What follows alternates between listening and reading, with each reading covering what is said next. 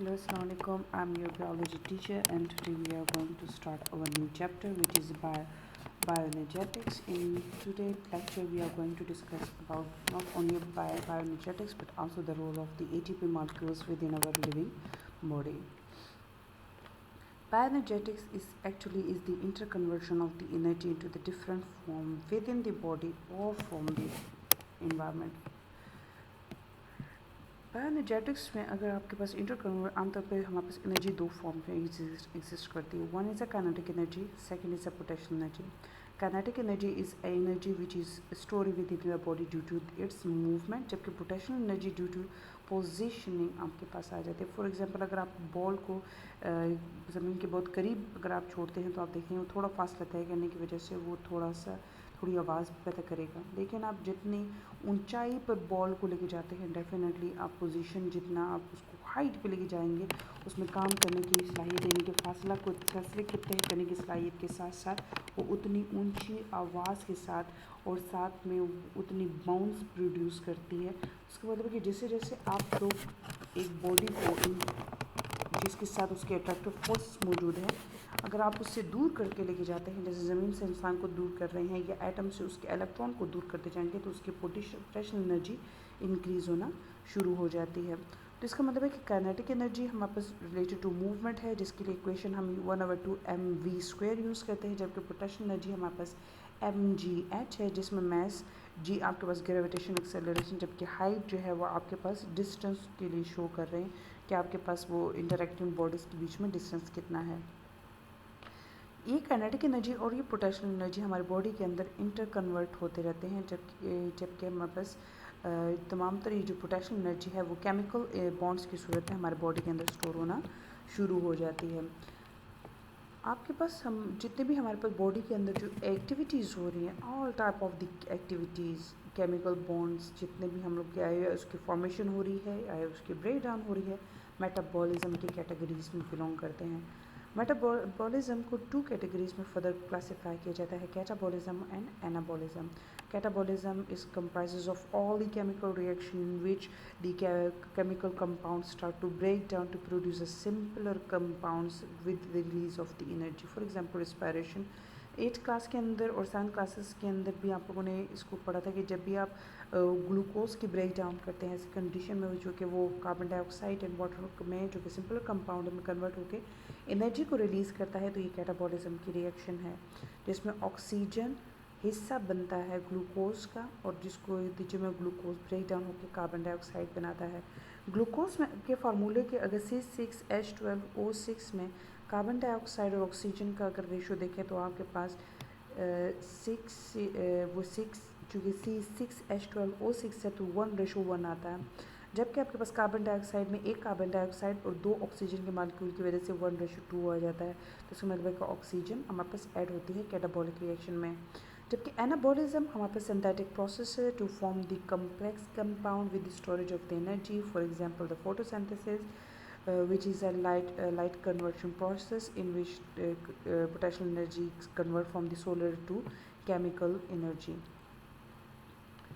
Energy आपके पास body के अंदर जब आप फूड को इंजेस्ट करते हैं उसके बाद उसकी डाइजेशन होती है, डाइजेशन होने के बाद फूड एब्जॉर्ब होकर आपके पास वो जो फूड के छोटे छोटे मालिक्यूल्स हैं जब बॉडी के अंदर मूव करते हैं सेलुलर लेवल पे, तो सेलुलर लेवल में कार्बन डाइऑक्साइड ग्लूकोज की ब्रेक डाउन करना शुरू कर देता है. ग्लूकोज में अभी हमने कहा कि चूँकि वो हाइड्रोकार्बन से बिलोंग करता है जिसमें कार्बन, हाइड्रोजन और ऑक्सीजन है, ब्रेक डाउन होने के नतीजे में हमारे पास चूँकि इसमें ऑक्सीजन ऐड हो रहा है तो इसके लिए हम वर्ड यूज़ करेंगे ऑक्सीडेशन रिएक्शन, जिसके नतीजे में हीट रिलीज़ होगी और ये जो बाकी एनर्जी है वो हमारे पास स्टोर होना शुरू हो जाती इन the form of chemical bonds.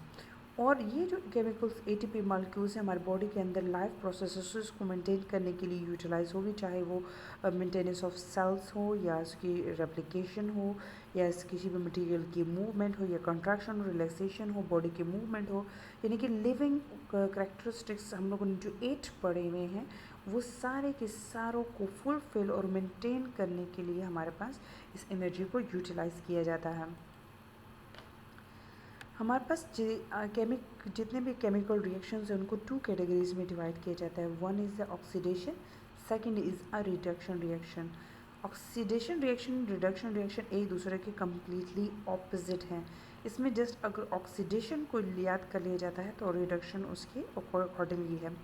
Oxidation is the gain of oxygen, loss of electron and loss of hydrogen. चूँकि हाइड्रोजन के अंदर एक इलेक्ट्रॉन और एक प्रोटॉन होता है, तो इसी वजह से अगर हाइड्रोजन कहीं रिलीज़ होकर कहीं जा रहा है तो डेफिनेटली हाइड्रोजन में वो चूँकि एक इलेक्ट्रॉन को अपने साथ लेके जा रहा है बॉन्ड की शेयरिंग ये ब्रेक के नतीजे में, तो डेफिनेटली अगर एक हाइड्रोजन रिलीज़ हो रहा है तो हम ये भी कहते हैं कि हाइड्रोजन चूँकि रिलीज़ हो रहा है, ये रिमूव हो रहा है, तो वो इलेक्ट्रॉन को भी रिमूव कर रहा है। इसकी एग्जांपल हमारे पास रिस्पायरेशन है। इसके दूसरे लेवल से मैं आपके पास आसानी के लिए यहाँ पे जितने भी कैटाबॉलिक रिएक्शंस हैं वो आमतौर पर ऑक्सीडेशन रिएक्शंस हैं, क्योंकि उसमें या तो ऑक्सीजन एब्जॉर्ब हो रही होती है या फिर वो इलेक्ट्रॉन रिलीज़ कर रहे होते हैं या फिर वो हाइड्रोजन को अपने अंदर से रिलीज़ कर रहे होते हैं, जो कि डेफिनेटली यहाँ पे ब्रेक जो केमिकल बॉन्ड्स हैं उनकी ब्रेक डाउन हो रही है। तो ऐसे कंडीशन में आपके पास एनर्जी जो है वो रिलीज़ होना शुरू हो जाएगी, जबकि उसका अपोजिट हमारे पास रिडक्शन रिएक्शंस हैं। आपकी बुक में इलेक्ट्रॉन्स के टॉपिक में क्या है कि electrons are the sources of the energy है।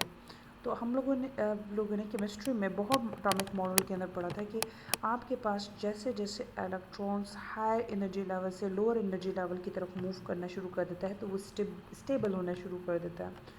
जितनी किसी भी इलेक्ट्रॉन की एनर्जी लेवल कम होता है वो इलेक्ट्रॉन उतना स्टेबल होता है। तो डेफिनेटली अगर इलेक्ट्रॉन्स बॉन्डिंग बना रहे हैं और ऐसे कंडीशन में वो उसने एक के साथ बॉन्ड बनाया है लेकिन वहाँ पे उसकी एनर्जी लेवल ज़्यादा है, लेकिन किसी और के साथ बॉन्ड बनाते हुए उसका एनर्जी लेवल अगर डिक्रीज़ होता है तो इलेक्ट्रॉन उसके साथ बॉन्ड तोड़ के अब ज़्यादा स्टेबिलिटी के लिए गेन करने के लिए सेकंड मॉलिक्यूल के साथ जुड़ने की कोशिश करते हैं। आपकी बुक में जो डिस्कस किया गया है वो कार्बन और हाइड्रोजन के साथ डिस्कस किया गया है कि ऑक्सीजन के साथ ज़्यादा बॉन्डिंग के नतीजे में कार्बन के साथ जब वो बॉन्ड करते हैं तो वो एनर्जी को रिलीज़ करते हैं, और अगर इसके ऑपोजिट मूव करेंगे तो डेफिनेटली वो एनर्जी को स्टोर करना शुरू कर देते हैं। तो इसका मतलब है कि ऑक्सीडेशन और reduction reaction side by side जाते हैं कि अगर डेफिनेटली एक ऑक्सीजन को अगर गेन कर रहा है तो उसको लूज़ करने वाला मॉलिक्यूल भी उधर ही मौजूद होता है। अगर कोई लॉस ऑफ इलेक्ट्रॉन कर रहा है तो गेन ऑफ इलेक्ट्रॉन वाला मॉलिक्यूल भी वहीं पर मौजूद है। इसका मतलब है कि जहाँ जहाँ ऑक्सीडेशन रिएक्शंस हो रहे होंगे वहाँ पे डेफिनेटली रिडक्शन रिएक्शंस भी हो रहे होते हैं। तो ऐसी कंडीशन में हम लोग जहाँ ऐसी रिएक्शंस हो रहे होते हैं तो उसके लिए एक वर्ड यूज़ करते हैं रिडॉक्स रिएक्शन। थर्ड में हमारे पास एटीपी मॉलिक्यूल है। ATP stand for adenosine triphosphate. Adenosine आपके पास नाइट्रोजन बेस आपके पास मॉलिक्यूल है।